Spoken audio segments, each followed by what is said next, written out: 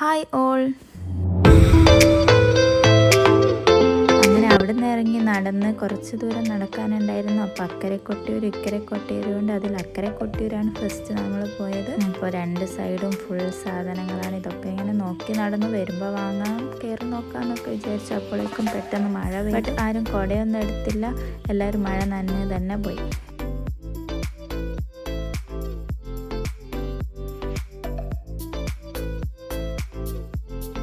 പുഴയിൽ മുങ്ങി കുളിക്കാൻ പറ്റാത്ത കൊണ്ട് കാല് മാത്രം ഒന്ന് കഴുകി തലയിലും വെള്ളമാക്കി. പിന്നെ ഇവിടെ മാത്രം പോയി കണ്ടുവരുന്ന ഒരു പ്രത്യേകതയാണ്. അപ്പോൾ രണ്ട് കല്ലും കൂടെ ഇങ്ങനെ ഉരച്ച് കഴിഞ്ഞാൽ ചന്ദനം കിട്ടും. അപ്പോൾ അതും തൊട്ട് ഞങ്ങൾ അമ്പലത്തിലേക്ക് നടന്നു.